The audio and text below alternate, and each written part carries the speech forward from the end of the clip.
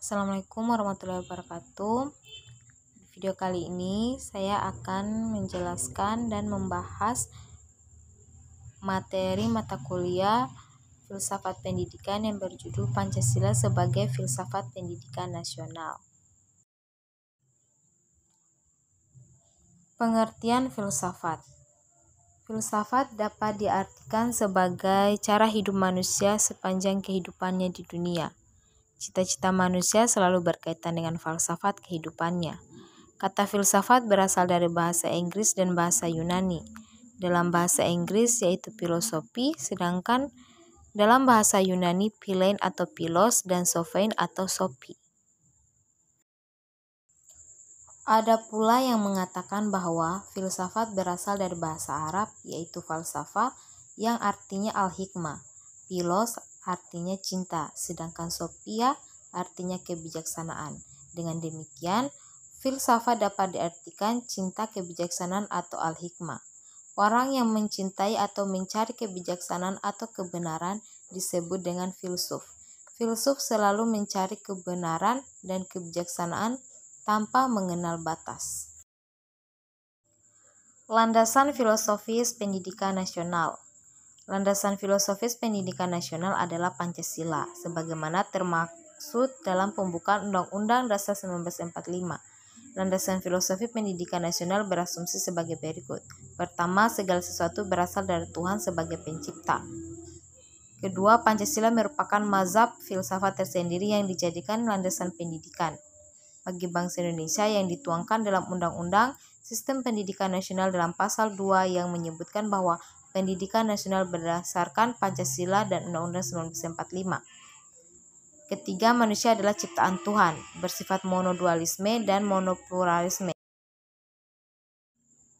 4. Pengetahuan diperoleh melalui pengalaman, pemikiran, dan penghayatan. Kelima, perbuatan manusia diatur oleh nilai-nilai yang bersumber dari Tuhan, kepentingan umum, dan hati nurani.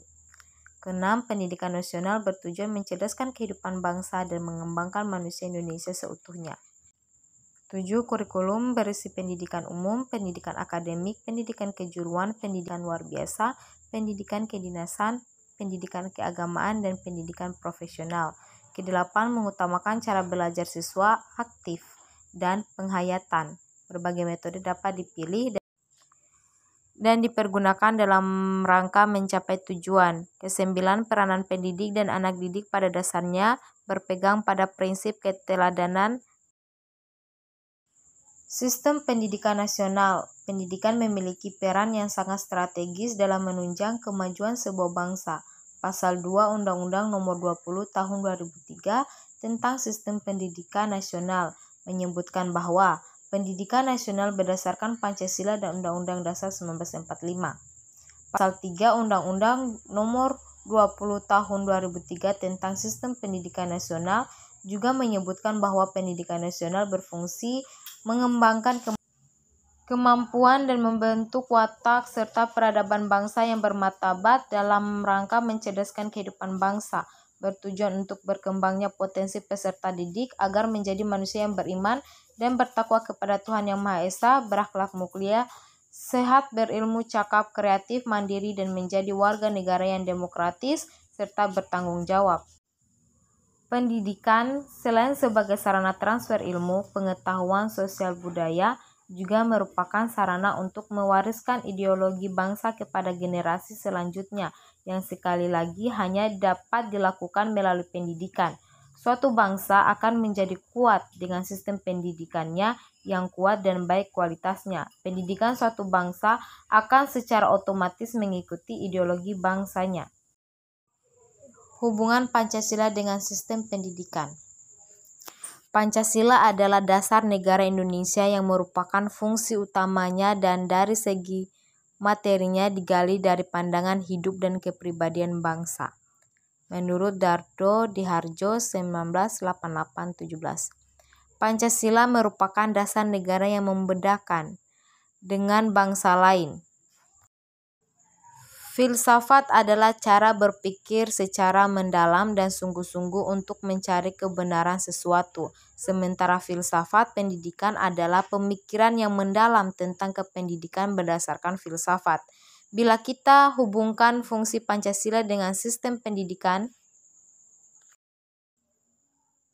ditinjau dari filsafat pendidikan, maka dapat kita jabarkan bahwa Pancasila adalah pandangan hidup bangsa yang menjiwai sila-silanya dalam kehidupan sehari-hari. Dan untuk menerapkan sila-sila Pancasila diperlukan pemikiran yang sungguh-sungguh mengenai bagaimana nilai-nilai Pancasila itu dapat dilaksanakan. Dalam hal ini tentunya pendidikanlah yang berperan utama.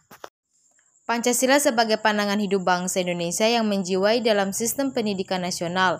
Dengan perkataan lain, bila dihubungkan Pancasila dengan kenyataan yang ada dalam sistem pendidikan nasional, tidak dapat dipisahkan karena pendidikan nasional itu dasarnya adalah Pancasila dan Undang-Undang 1945. Jadi ini merupakan kesatuan yang utuh. Aspek ontologis, epistemologis, aksiologis filsafat pendidikan Pancasila.